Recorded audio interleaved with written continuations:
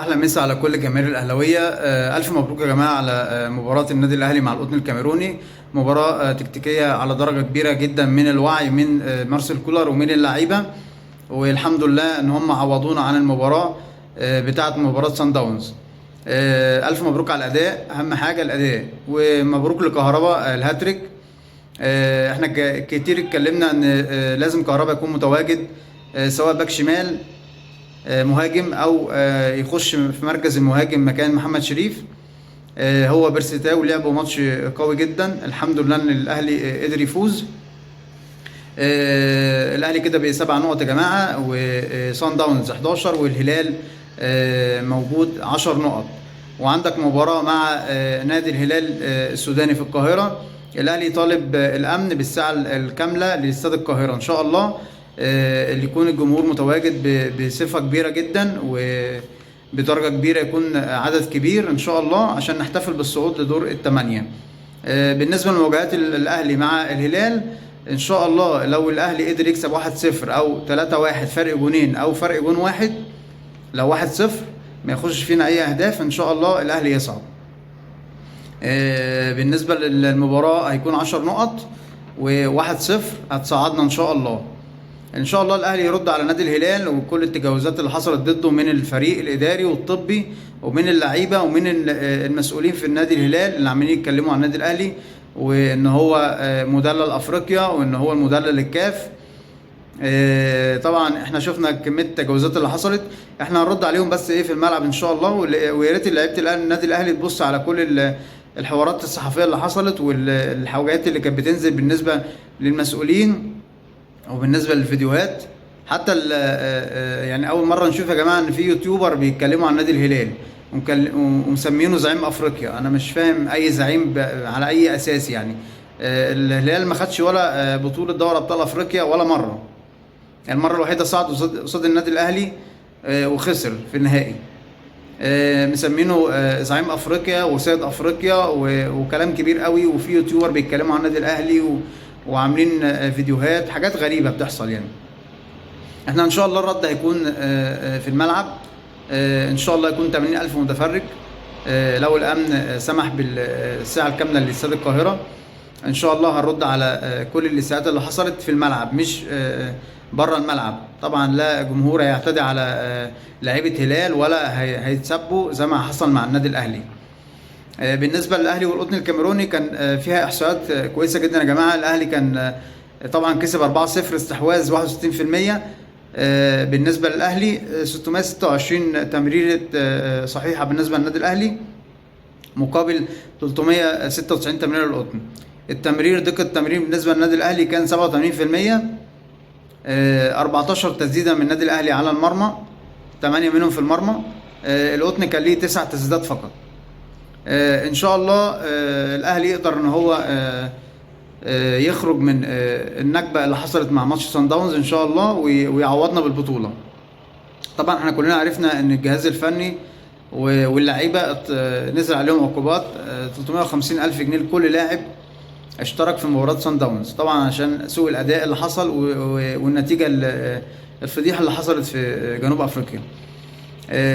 مجلس الاداره بيقول ان العقوبه دي ممكن تترفع في حاله واحده، ان الاهلي يصعد ويفوز بالبطوله. ان شاء الله الاهلي يقدر يعمل الكلام ده. طبعا هارد لك نادي الزمالك خسر 2-0 من شباب بلوزداد وخرج من البطوله. طبعا احنا شفنا لغايه دقيقه حاجه و70 كان 0-0. البروفيسير فييرا عمل 3 تغييرات. طبعا ال3 تغييرات كان فيه مشاكل كبيره، في خلال 4 دقائق كان الزمالك لبس جونين. طبعا الزمالك خرج من البطوله يا جماعه بصفه رسميه، وده بيدل على في حاله تخبط شديد في نادي الزمالك اليومين اللي فاتوا، او من شهر واحد بالظبط. ان شاء الله الزمالك يقدر يخرج من الكبوات اللي عنده، وان شاء الله يحاول ان هو ينافس في افريقيا السنين الجايه. طبعا هو انتوا عارفين ان السنه الجايه ان شاء الله الزمالك لو على المستوى دوت ان هو خامس الدوره حاليا، ولو اتاخد بجدول الدوري بعد نهايه الدور الاول الزمالك مش هيشارك غير في الكونفدراليه، يعني دوري ابطال افريقيا مش هيشارك فيه. ان شاء الله الزمالك يقدر يعوض الخسائر اللي حصلت له اليومين اللي فاتوا دول. لو جينا نبص على مشوار الزمالك يا جماعه هتلاقوا ان في حاجات غريبه لنادي الزمالك. انا يعني متحمس جدا لنادي الزمالك افريقيا، لان ده نادي بيمثل مصر سواء هو منافس للاهلي او لا. يعني لو جينا نبص على من اول بطوله 2003 خرج من دور ال16 امام سيمبا التنزاني. بطوله 2004 خرج من دوري ابطال افريقيا دور 32 على يد الجيش الرواندي. طبعا فرق ضعيفه جدا. بطوله 2006 ما اشتركش في البطوله، كان سادس الدوري. بطوله 2007 خرج من دور ال 32 هلال السوداني. بطوله 2008 خرج من دور المجموعات. بطوله 2009 ما اشتركش في البطوله، كان ثالث الدوري المصري. بطوله 2010 ما اشتركش في البطوله، كان سادس الدوري المصري. 2011 الخروج من دور 32 امام الافريقي التونسي. 2012 الخروج من دوري المجموعات. 2013 من دوري المجموعات. 2014 برضو من دوري المجموعات. 2015 ما اشتركش في البطوله لانه كان ثالث الدوري المصري. 2016 خسر المباراه النهائيه امام صن داونز. طبعا المباراه اللي خسر فيها امام صن داونز في النهائي هي اول بطوله حققها موسيماني مع صن داونز في دوري ابطال افريقيا على حساب نادي الزمالك. 2017 خرج من دور المجموعات. 2018 ما اشتركش في البطوله، كان ثالث الدوري. 2019 ما اشتركش في البطوله، برضو كان رابع الدوري المصري. 2020 طبعا مباراه القاضيه ممكن مباراه النادي الاهلي، خسر من النادي الاهلي 2-1 في النهائي. بطولة 2021 خرج من دوري المجموعات، برضو الترجي كسبه رايح جاي، يعني مش ماتش واحد. طبعا احنا بنتكلم على مباراة مع نادي الترجي من ضمن مباريات المجموعة، خسر رايح جاي منه.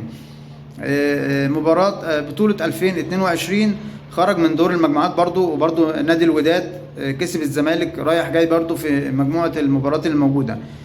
2023 طبعا احنا شفنا ان هو خرج من شباب بلوزداد، برضو شباب بلوزداد كسبوا 2-0 في الجزائر، 1-0 في القاهرة.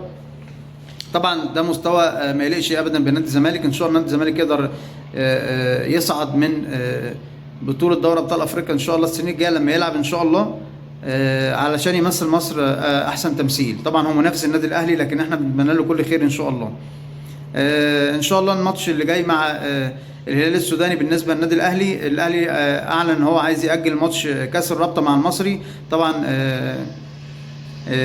الاتحاد المصري او المسؤولين عن اللعبه في مصر طبعا رافضين ان هم ياجلوا مباراه النادي المصري، ولسه هنشوف ايه الجديد اللي جاي. طبعا احنا سامعين اخبار ان الاهلي ممكن ينسحب من بطوله كاس الرابطه، لان هي هتتلعب قبل المباراه ب3 ايام او 4 ايام حسب ما الماتش اتحدد، يوم 31 او 1/4.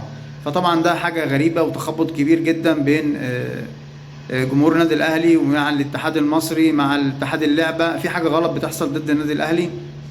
ان شاء الله كل صالح لخير اللعبه المصريه او الكره المصريه، ومن مزيد من تطور. طبعا احنا شايفين انتكاسات على مستوى الانديه والمنتخبات وحاجه غريبه بتحصل في الدوري المصري. ان شاء الله يقدر يكسب الماتش اللي جاي ده مع ماتش الهلال عشان يقدر يصعد دور الثمانية، وبعد كده ان شاء الله ينافس في البطولة ان شاء الله.